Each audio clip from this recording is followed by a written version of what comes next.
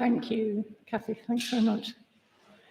So Kathy's our wonderful pianist today, and I always feel very lucky when there's somebody playing piano or organ, depending where you might be. It's such a luxury for me.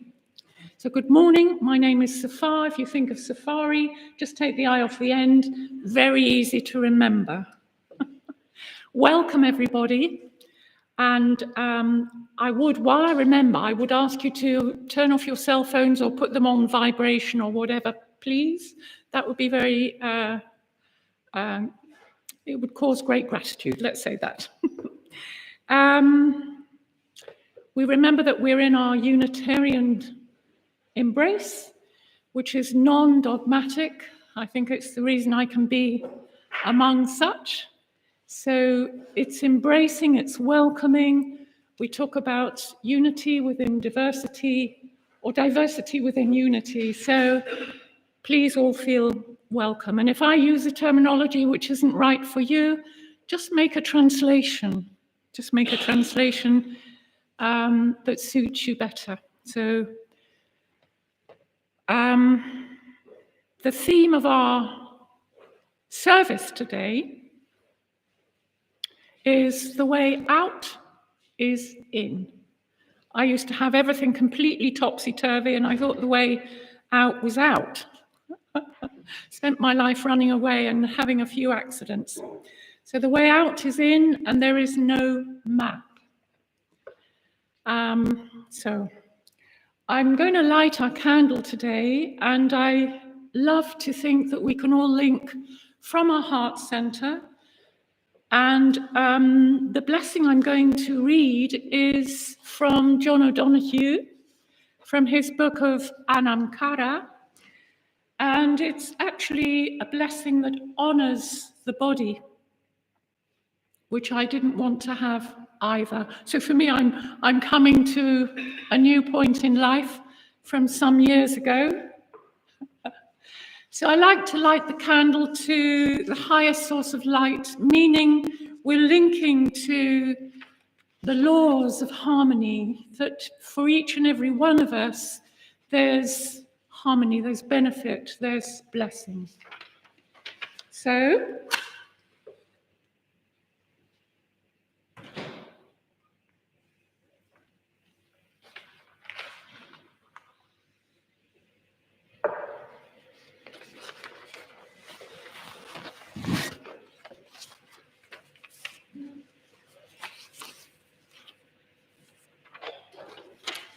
and this is the blessing. The body is the angel of the soul. The human body is beautiful. It is such a privilege to be embodied. In the deepest sense, the body is the most intimate place. Your body is your clay home. Your body is the only home that you have in this universe. It is in and through the body that your soul becomes visible and real for you.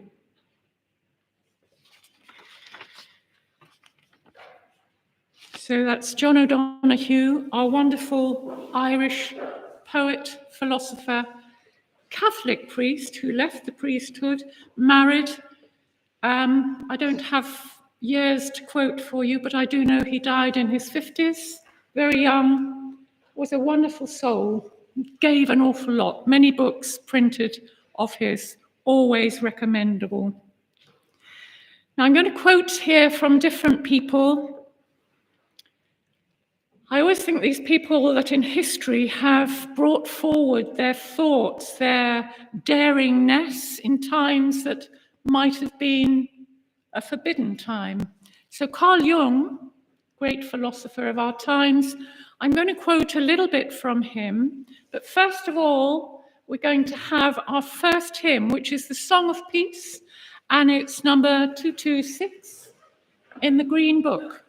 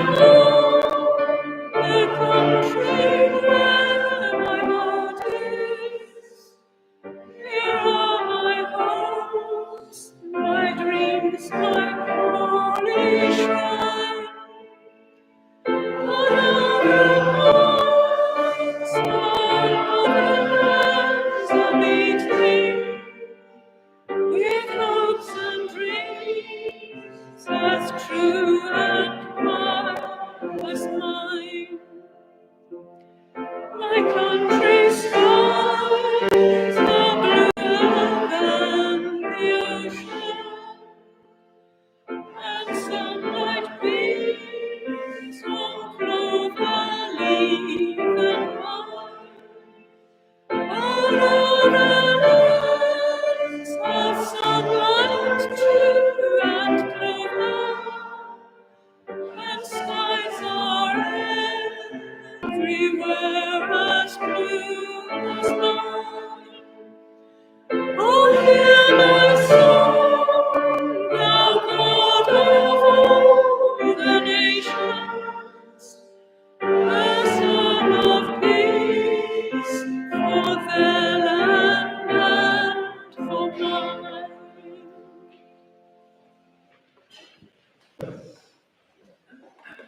I so love the wording there. I think that's enough, and we could go home with those words to meditate on for the rest of the week. Do I have to introduce myself? I'm a One Spirit Interfaith minister, and it's always a privilege for me to give such service, even though I often feel like running away and hiding. But I've managed to stay. So the quote from Carl Jung, we're talking here about intuition. So remember, the way out is in, and why is that? What are we talking about? And Carl Jung gives definition of what intuition is. So he says, intuition is seeing with the soul. It is the voice that guides you when reason falls short. Interesting. So he's defining it in 4 different ways. Sensing intuition with physical connection to the world around us, yet picking up on subtle, invisible cues or prompts. So it's like having an antennae. And even though we're living in a very busy world with so much going on at all times, we can still go around sensing with our inner intuition, which I think when we were kids, certainly when I was a kid, that was not allowed, So how much do we not allow our intuitive self? So we have a thinking intuition that helps us conclude and helps us solve problems, even when we don't have all the facts. And there's a reference here to Albert Einstein, another great thinker, scientist of his times. Albert Einstein trusted his intuition when all else failed. And he's recognized as scientific, as a great thinker of our times, and for sure has become immortal because of. The feeling intuition is understanding your emotions, tuning into energy frequency to connect on a deeper level, understanding another as a 6th sense. So that's empathy. And often we can feel that we have empathy for somebody. We might not know why, but we know there's an affinity. And for me, it's really important to be able to acknowledge these intuitive impulses of ourselves and not dismiss them. Because I know I was trained to dismiss, and then we can say, oh, you're silly, oh, don't, forget about that. Only the intellect is the way. So we also have something he calls judging intuition, which I personally might like to call something else, but I'm quoting from Carl Jung. It says, seeing the greater picture. And they're making reference here at this point to Steve Jobs as co-founder of Apple. We can know that Apple is an internationally recognized, wonderful technology of these times. It's like being able to see the map of life, even though we don't really know, what's going on. I was talking to a very dear friend yesterday, And perhaps we might have a meeting in July, but then we had to throw it all up in the air and say, but really, we know nothing. So we'll let it go for now. But it's to be able to be, it's like a perception, isn't it? To be able to see, feel, sense the greater picture of our life, even though we might think, but we don't know. So I'm really wanting to underline the acknowledgement, each one of us, you can identify with any one of those intuitions, of course. Maybe one is stronger than the other. So the sensing, the thinking, the feeling, the judging, and it is encouraging those intuitions within you that perhaps if we look at our life and think, if I didn't have that intuition at any point in time, I wouldn't have been bold enough to do what I did, to travel where I traveled, to link with who I linked with. Now, I'm going to quote also from somebody who I've learnt to study with through internet. His name is Thich Nhat Hanh, known as Thai also, which means teacher. He died in 2022. He was Vietnamese. He lived through 2 Vietnamese wars and was exiled from his country because of his peace movement that began to be so notorious. And he was writing books. And at some point, he was denied re-entry into Vietnam. And he linked to Martin Luther King. He also received at some point the award for peace. I forget what it's called, but anyway. And in France, I think he was given a very large piece of land where he established himself. And now many, many Buddhist nuns and monks are living there, and they're working very much with the mindfulness of walking, mindfulness of eating, mindfulness of living, mindfulness of the very life that breathes within us. Thich Nhat Hanh said he made a lot of emphasis on the consciousness of our very breathing, which we know is life, which, I've been a rebel in my time because I was severely scared, I could say, in my very early years by Catholic teachings. I never used to dare say that, but I do now.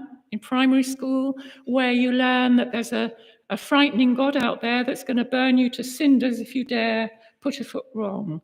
So, I've had to do a lot of work with my own self to come into even the acceptance of the word spirit. And God, I couldn't even utter that word either. So, we're working on these things, hopefully. So I tell myself. So this quote from Thich Nhat Hanh, he was on a retreat in this land in France called Plum Village, and it's called Plum Village because there are loads of plum trees. Makes sense, doesn't it? And there was a very young man, I would say teenage probably, in this retreat, and he was sitting in front of Thich Nhat Hanh, who encouraged questions. And this young man said to Thich Nhat Hanh, "How can I trust myself?" Incredibly deep question. And how can we trust ourselves, especially if we've been programmed in negative ways, that you're no good, that you're X, Y, Z? These things remain within us incredibly deeply.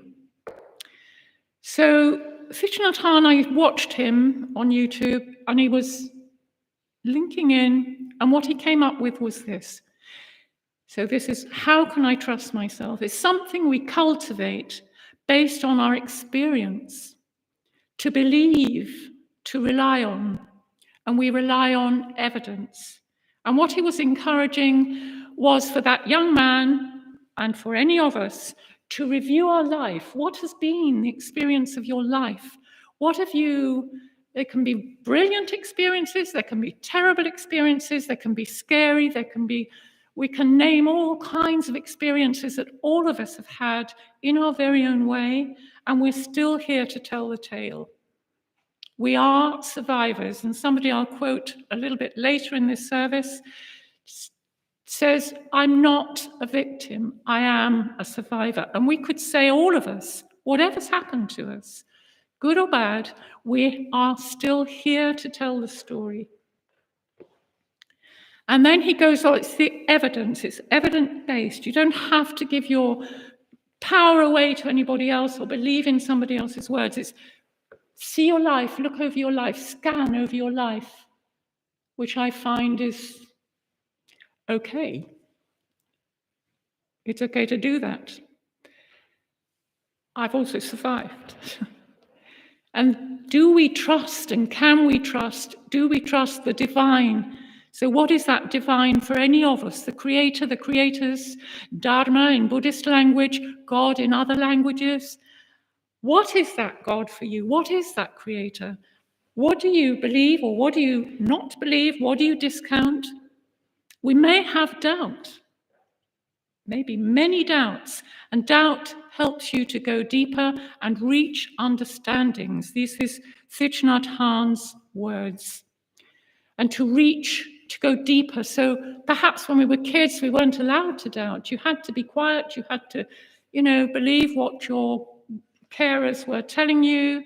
Certainly at school, you couldn't, the school where I was, you could be knocked over the knuckles with rulers. You could be hit on the hands with it was pretty, you wouldn't be daring to express a doubt, that's for sure. But here, the doubt is encouraged, and it helps you to go into a deeper level of understanding, because that experience also, it's to be able to understand what I went through, what I lived, what I come out with. That experience that can enrich us if we can reach levels of understanding. And Thich Nhat Hanh is saying in Zen tradition, the greater the doubt, the greater the enlightenment. So the enlightenment is like the awakened being. It's awakening that spirit within you. And the spirit is within you from the moment you're breathing. And Thich Nhat Hanh was also a Zen master of his times. For me, he smiles, and he's been through hell. In his life, he's been through hell. And comes out encouraging hundreds and thousands of people that would come to Plum Village internationally. So what to believe in? It's evidence-based. I think journaling is a great thing to do, that I would greatly encourage, and I don't always do it myself, but when I do, and I do review what I might have written whenever, it's like, that was interesting. And I can understand something quite different now from then. So it's worth it, even if you do it in a foreign language so that nobody can understand it except you. So what to believe is evidence-based. Trust the practice, and then you see you can trust yourself. You can do it. Trust is built this way on practice. So if I have a theory of yoga and I never practice it, I can't trust the practice because I haven't practiced. So if we're only in the intellect, and with Thich Nhat Hanh, it's this mindful walking. So it's the practice. It's not just thinking it, it's practicing. And so it's whatever one is doing in life. We go to college, we go to university, we go if we're lucky, and we train and we study and we learn and we make ourselves able by practicing. So it's always about practice, whatever it is. If you've, the wonderful mothers of our time, you've had children, amazing. By practice, you're made into a mother, surely. And father too, husband, wife, whatever, wife. Now I'm quoting here again from Carl Jung. He says, loneliness is often the absence of understanding. I find that very interesting too. So if we feel on our own in this life and we feel we can't relate to anything or anyone, I have had hermit tendencies, that's for sure. So loneliness is often the absence of understanding. And of course, we can all enjoy being alone, but it's when we can't bear to be with people or we feel very estranged. I thought I belonged to some other planet, probably. Always waiting for some unidentified object to come and pick me up and take me or get me out of here. So loneliness, and when could I ever speak my heart? Because this is about speaking your heart, speaking what's really inside of you that maybe, and it says here, still Carl Jung, sharing your fears, your dreams and struggles can help another's courage to show up. I've lived in Mexico for many, many years, probably about 30 odd years, and I did a lot of study and training and screaming and kicking and learning how to share in groups, how to open your heart. And if it's about tears, then so be it, so be it. And it was a wonderful, wonderful process to see that the more I could open my heart, the more others could feel the trust to come forward, them too. And equally, so it's vice versa. It's very mutual. I'm going to ask my lovely lady here, please can we go to our second hymn, which is Give Thanks for Life, number 44 in our Mauve books.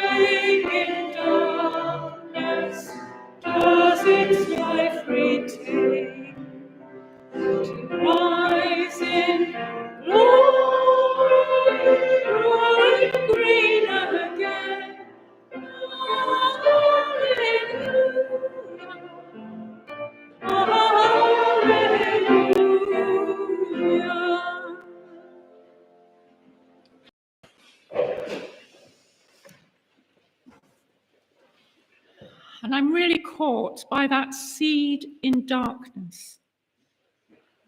Because what, for me, this service is really about is the seed that's sown within us all, each and every single one of us. A beautiful seed that is sown from the imagination of the Creator, that is there, that when the time comes, that seed is there in waiting to blossom forth.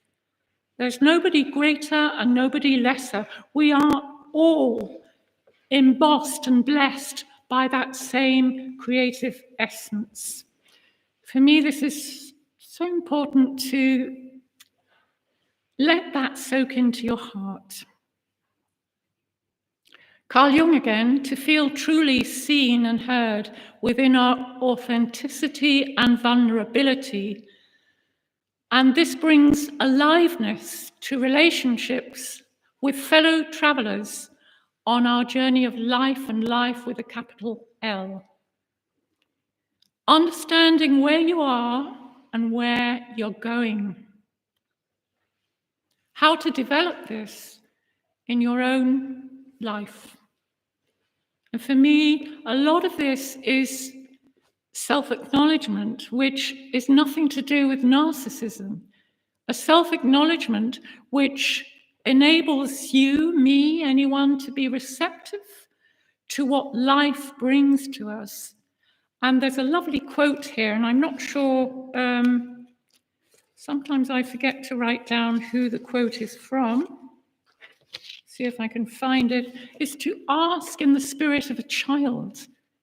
It's not demanding intellectually. And a while back, I was looking at the life of Anna, who's said to be the mother of Mary, the mother of Jesus.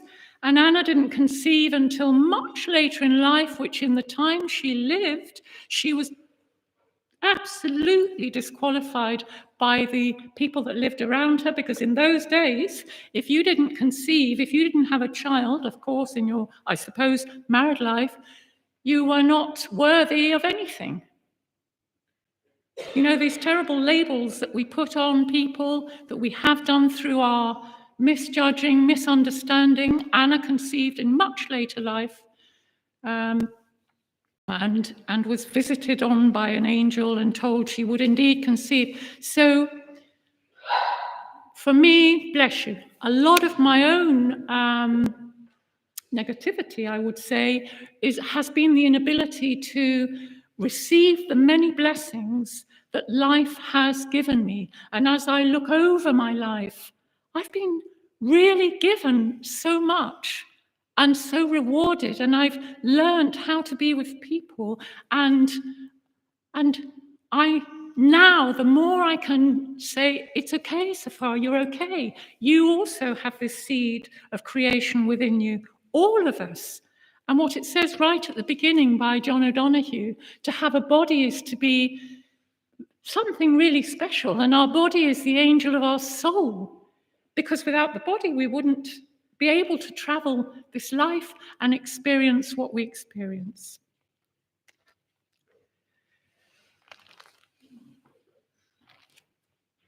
So your intuition knows things that your mind can't explain. How things happen, why things happen. And sometimes I look over my life and think, however did that happen? And we don't always know. And sometimes it's better not to know, because we can be much more receptive. If we have a lot of belief systems, which in my case and in many of our cases, you're no good, you'll never know, you're stupid, you're slow, etc., then how are we going to manage in life? And this, I love it. Your intuition knows things that your mind can't explain. The intellect isn't the one and only part of us. Very often we divorce ourselves from our heart. When our heart is telling us one thing, our mind tells us something else, and there's a misalignment within, and this is where we feel confusion and where we feel at odds. So the pursuit of your real self to an internal alignment naturally brings people of affinity to you, because that's when you can find yourself with other people who, wow, you can actually find something in common. And did that really happen to you? And did you really feel that? And then you can feel that you're not such a crazy one after all. Am I telling you the story of my life? So the inner work is with light and shadow, the self-integration, the authentic coming together, growth rather than comfort.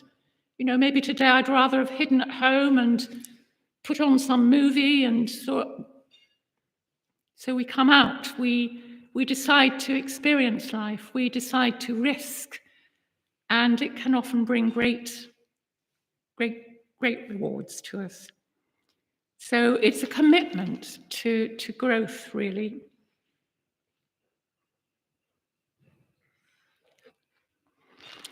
So we're going to go to our very third hymn. We're doing lots of hymns, aren't we? So it's in the Green Book, and others call it God. And it's number 233.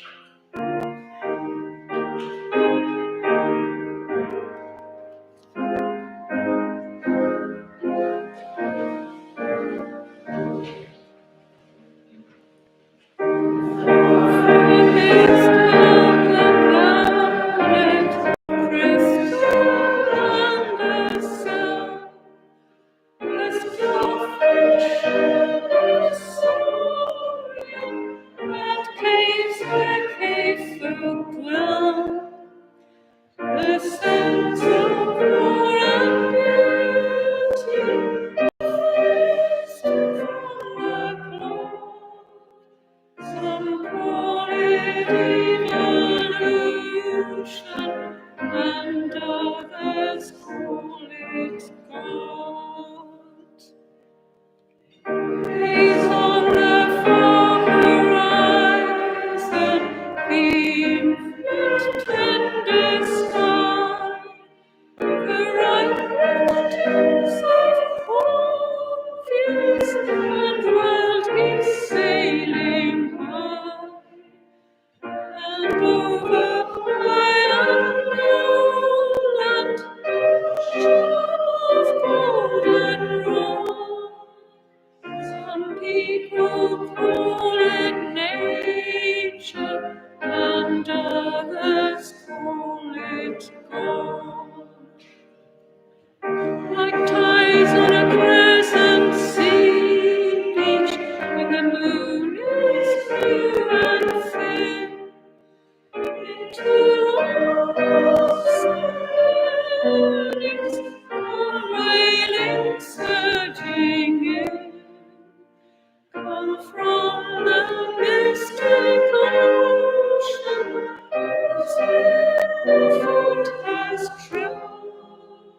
Some call it longing, and others call it God. Picket frozen on duty, a mother stopped for her brood, and so great strength in heaven, and Jesus on the rood, and millions who through nameless straight pathway trod. Some call it consecration, and others call it God. So whatever you call that spirit, that divinity, that, for me it's become a love and a passion. And I look at nature and I look at the planet and it's like I can't understand anything. How it spins around itself, how it spins around the sun. I can't understand anything. I can just open my mouth with awe and marvel at it. So again, Carl Jung, here we are. One is a quote from Richard Rohr, who I'll quote a little bit more later. But for me, he's somebody who's very unafraid to express his truth. Richard Rohr, he says, the soul knows and loves who you truly are. I love that. Your soul knows and loves who you truly are. We have no need to be afraid of ourselves. And what they say about the light is the darkness. Let's not be afraid of the darkness.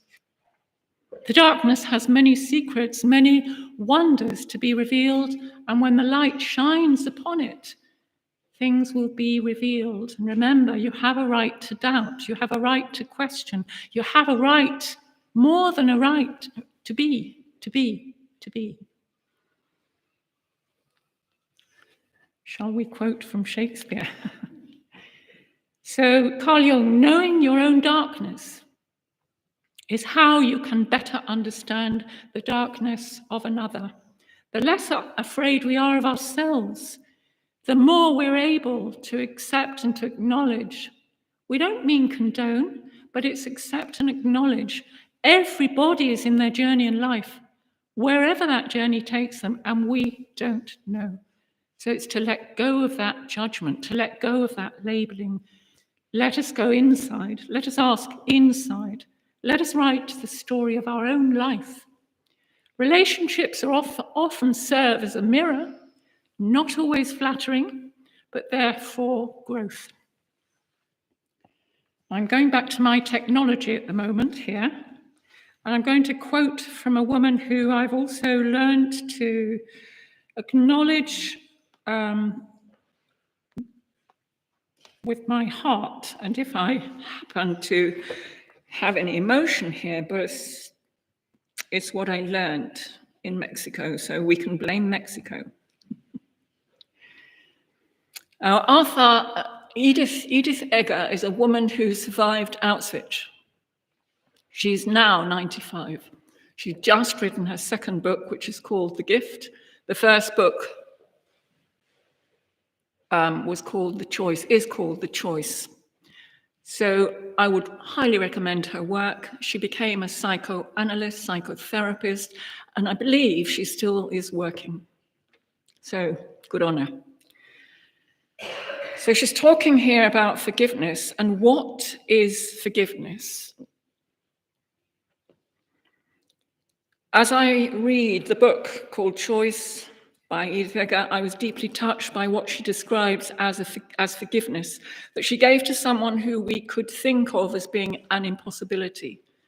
She's a Holocaust survivor. She's now was at this time 91 years old when her first book was published, The Choice. In her very young years, she was a ballet dancer, she was a gymnast, and they were taken from Hungary, which is where she was born, Jewish family, to Auschwitz, 3-day train journey, when they had a bucket if they wanted to do anything like peeing in a bucket, and no food anyway. And on the very first day they had in Auschwitz, her parents, mother and father, were sent to the gas chambers. So she was living there, therefore, with her sister. Let us listen to, and she became a USA citizen. This is obviously post-war.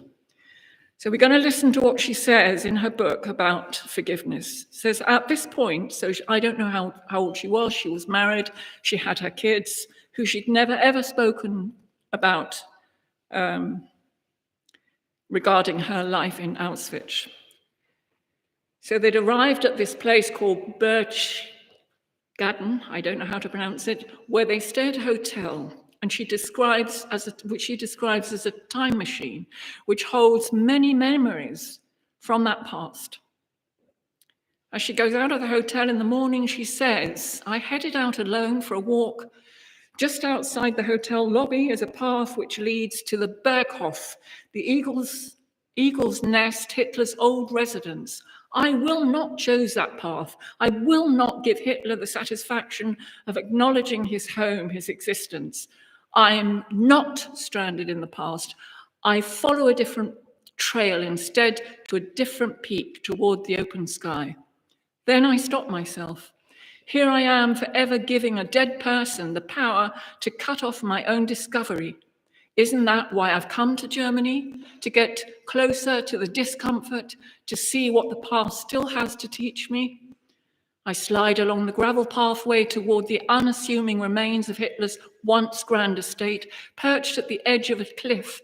Now all that exists of that house is an old retaining wall covered in moss, pieces of rubble and pipes poking out on the ground. I look over the valley, as Hitler must have done, and his house has gone. The American GIs burned it to the ground in the last days of the war. The house is gone, but what of Hitler? Can I still feel his presence here? I test my gut for nausea, my spine for chills. I listen for his voice. I listen for the echoing register of his hate, for his relentless call of evil. But it's quiet here today. I gaze up the mountain. I see wild flowers fed by the first cold trickles of melting snow from the surrounding peaks. I'm walking in the same steps that Hitler once took, but he isn't here now. I am. This springtime, though not for Hitler, for me. The thick crust of silent snow has melted. Dead quiet winter has yielded to the burst of new leaves. Within the layers of the terrible sorrow I carry in me always, another feeling shoots through.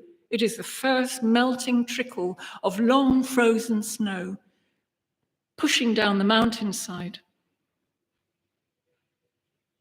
The water speaks. The chambers of my heart speak. I'm alive.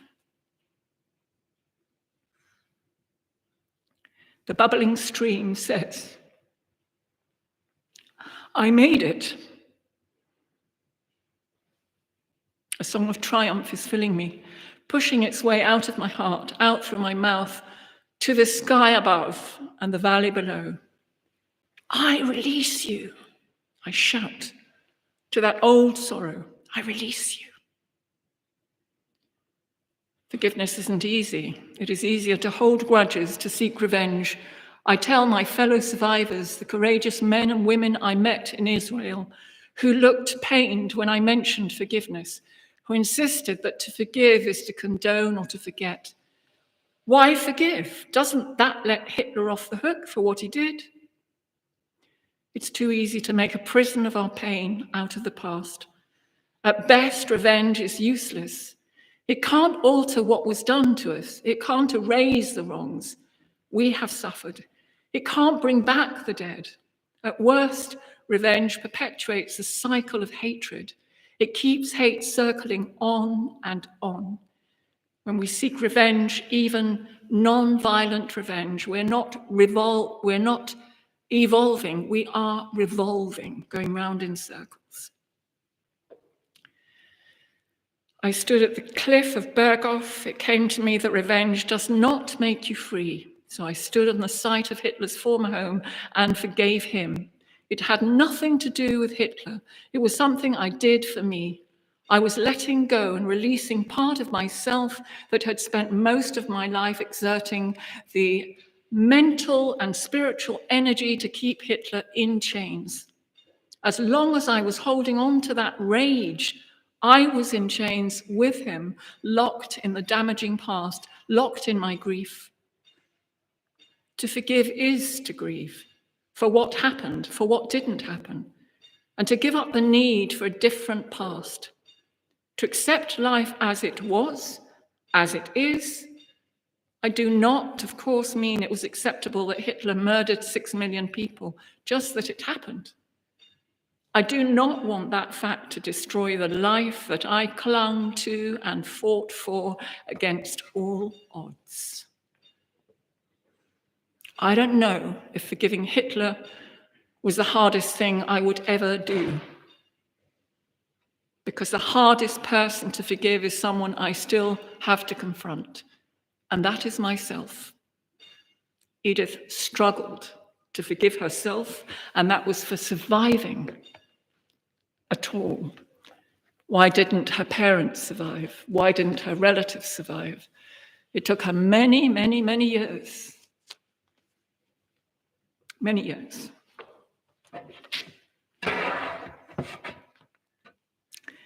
So we're going to have a very brief point of silence. I really need 2 hours for these services, not 1. We're going to have a very brief silence, and in which I invite all of us to just scan over our lives, because you could say, well, I wasn't at Auschwitz, I didn't.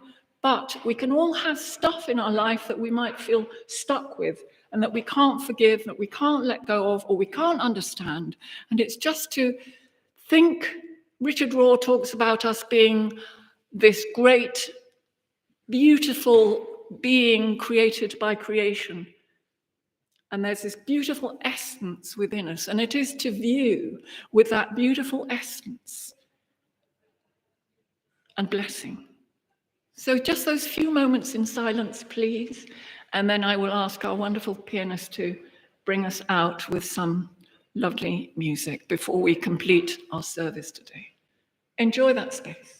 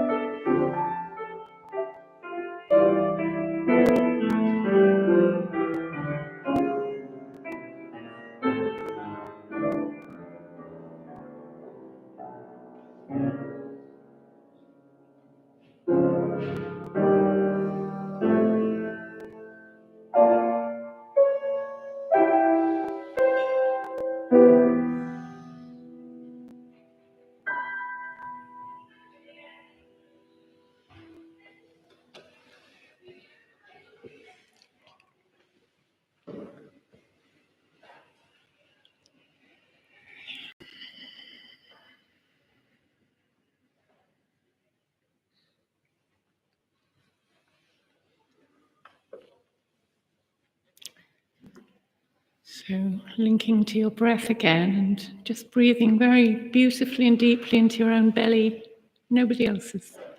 Your belly, your heart, feel that breath. For me, that spirit that breathes equally for all of us, each and every one of us.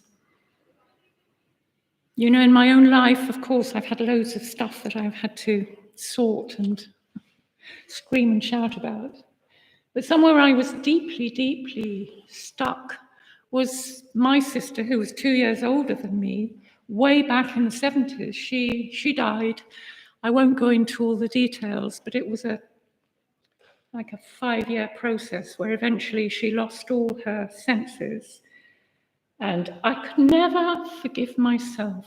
I could never forgive myself for her having died and my having survived. And when I reviewed my life retrospectively, saw how many accidents I had myself with that unconscious, because we're talking about stuff buried in our consciousness that we're not necessarily aware of, but it can be a drive towards our own self-destruction, which was mine. Certainly, I had a terrible car crash. And when somebody came to bring the car away, take the car away, they said, well, who was driving this car? I said, I was. And he said, well, you shouldn't be alive. I managed to fall asleep driving, and I went rolling off this great place just outside Dallas where I was. And and sometimes we are rescued and we never know why, but it's because we still have life, we still have reason to live, we still have stuff to complete, maybe to fulfill, to whatever word we want to put in there. And my sister never asked me to die in her stead. That was her life, that was her map. And I've had to pick up my own map and acknowledge and accept my own life. And we can all have our story. I just think sometimes, I think in the Celestine prophecy, they talk on the 11th insight, something like that, where we meet with our soul group and each person puts forward their story, their learning, their living. And they say it's like having pieces of a jigsaw puzzle that one fits into the other and into the other and into the other until we have this wholesome understanding of the whys and wherefores. But in the meantime, we can intuit. Trust your intuition. Your intuition is the voice of your spirit within you, within this beautiful construction, which is your body. Your body is your angel on earth, your clay home on earth. So here, quoting Richard Rohr, who would never have been somebody I would have linked to because he was a Catholic priest, and I had a lot of dislike of the Catholic whatever because of my own upbringing, which took me to great rebellion, I have to say. And even Richard Rohr, he says, see yourself as God sees you, flow in the good sense, the divine image that you are, and get rid of that self-unworthiness. Still Richard Rohr here. Make friends with your shadow. Surrender. Surrender is a very powerful act. Surrender is not, oh, I give up. No, surrender is a powerful act. I surrender to God. I surrender to love. I surrender to the life plan that I made before coming here, and I forgot I made it. Let's pick up the threads. Be intuitive. Be intuitive. And have that self-belief. The soul is free to stand in the larger self, that great being. Richard Rohr draws this great circle that is our nature, that is our origin, that is our inheritance, and he draws this little circle that we learn to live in this conditioned world. And he said the trouble is most people think that this is what they are and they have to learn how to get over there, and actually this is what we are. And I would love, when I was a kid, I wanted to wave a magic wand over my mother because she seemed not very happy to me. Of course, it wasn't my job. I didn't have any power. She probably would have thought I was some crazy child of hers that she didn't particularly admire at the time. I pray God help me to speak with grace. Your true self is free of fear. Be free to be, with all respect. Each person is free to be, with all respect. We learn to respect ourselves. I speak, I forget, I stop beating myself up. I stop trying to destroy myself.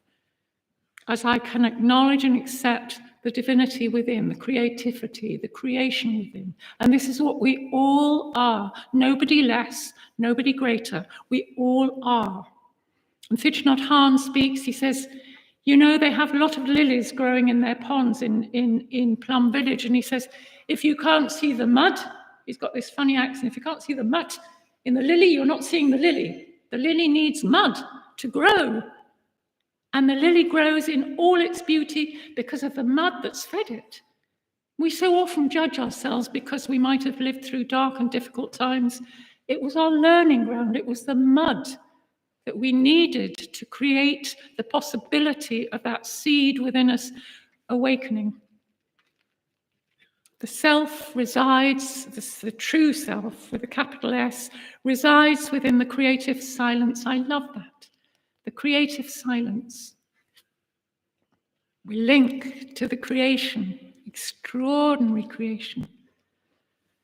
The light and the dark, the planets, the great space that's ever expanding. What a creation we can witness, even if we just sit and witness creation. Not a bad thing to do. Our cosmic creation.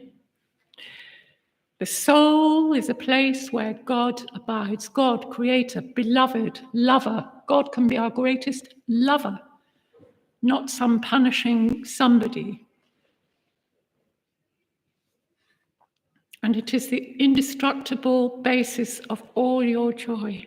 When we really link, and there are times in my life, even if it's momentary, you can feel that great being, that great love, that great passion, like an ecstasy.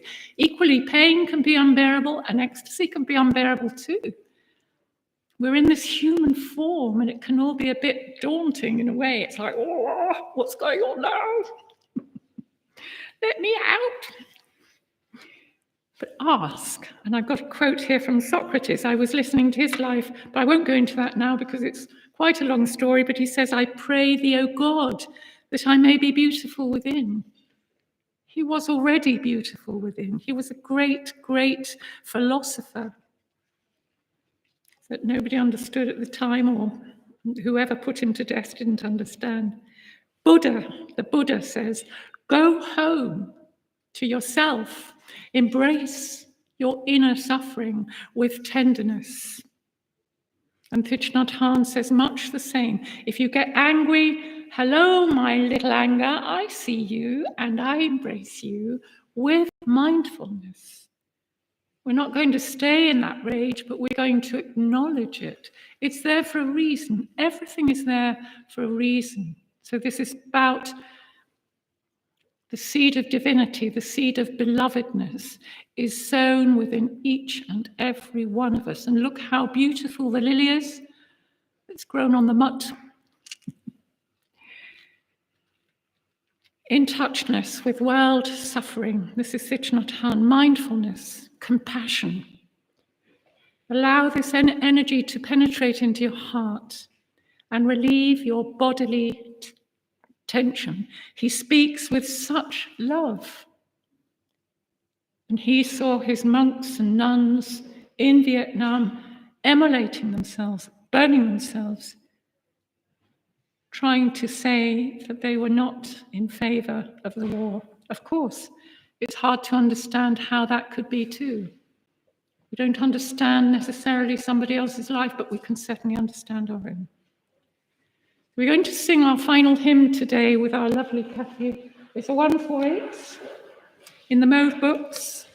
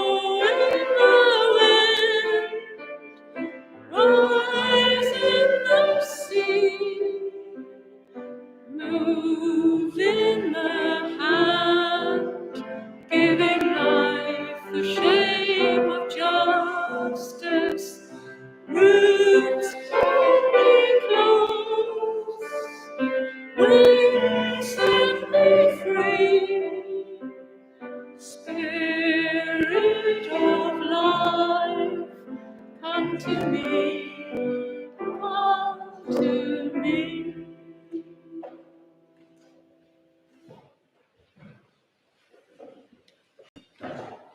I love that. I love it. And it's a prayer in itself, isn't it? I think these people who've written these hymns have been so inspired. So I give thanks to them. I give thanks to all of us who have been here today. Thank you so much for your patience with me. And I'd like us all to link into our heart centers again, that presence of compassion, of love, of understanding, beginning for yourself, because if we don't have it for ourselves, who can we have it for? So the final blessing before we send the light, for me, is sending the light to wherever anybody wants, to troubled places in the world. There are many we know. To wherever we feel so inclined to send that light, and include yourself if you feel so inclined. So again, I'm just continuing that blessing from John O'Donoghue.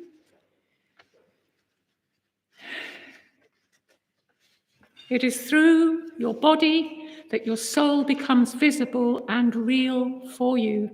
The body is the angel of the soul, who expresses and minds the soul. Pay loving attention to our bodies. The body is the angel of life. The body is sacred. The body is a mirror of the soul.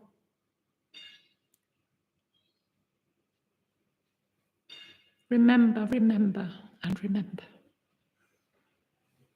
So we send that light, and after that we're going to ask Kathy to play just a short farewell to us, after which we're going to have some notices, church notices, read to us by our dear Fanny. So join with me.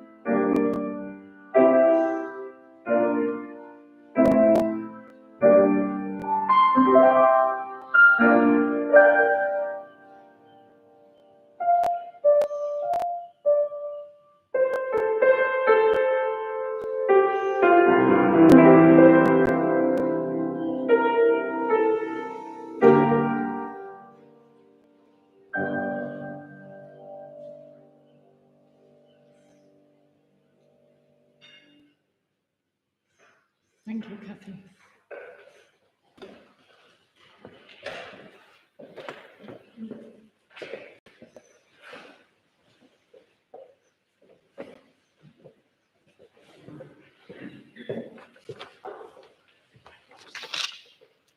So thank you, Safar, for this morning and for coming all the way from Hastings to do that. Thank you. And thank you, Kathy, coming all the way from Shoreham to do that. And thank you, Pete, for coming all the way from Hollingbury to set up. And Helen is making the tea this morning. And I think Caroline has made some confectionery for us. So that'll be nice. Next Sunday, the service will be led by our minister, Jennifer.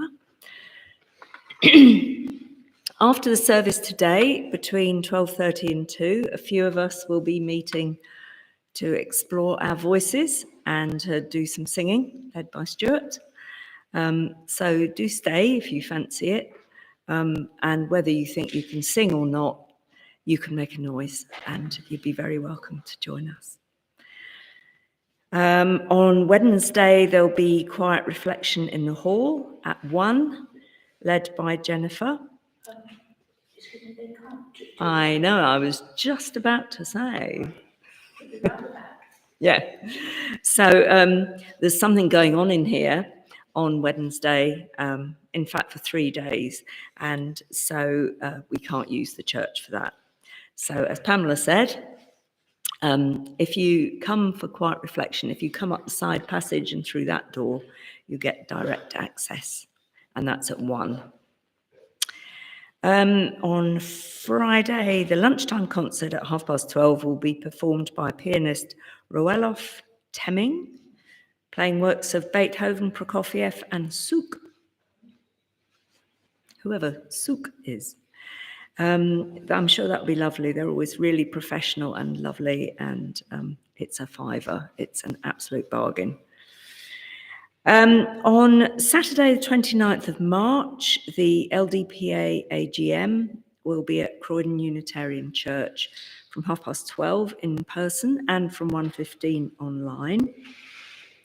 If you're interested in attending as a delegate, please speak to Jennifer or maybe Helen. Are you up to speed with that? Yes, thought you might be. And there are also 4 vacancies on the LDPA Council. So if you're interested in being nominated, please speak to a committee member. Is that right, Helen? Yeah. But there will be information about this event in our next newsletter. The March and April rota for making tea and coffee after the service is now available. So please see Simon, and if you're very lucky, he will allocate you one of these highly sought after slots. And we'll be having a collection in a minute, which is about helping keep this building and this church financially afloat. So if you have some spare cash or plastic, we're happy to take either.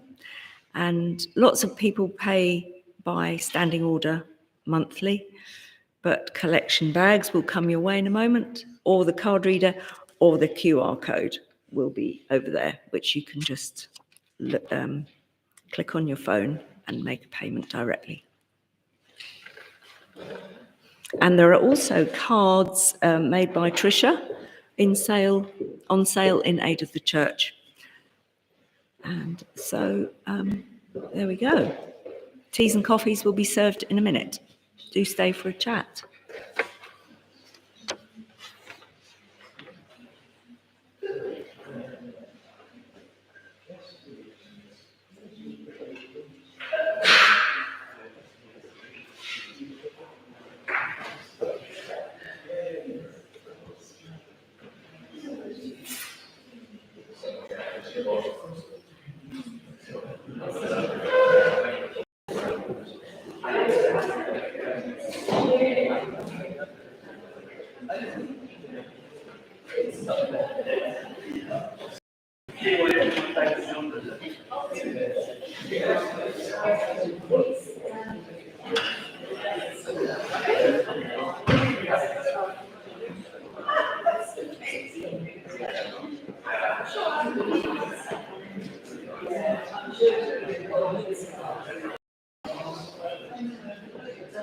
are we putting these to?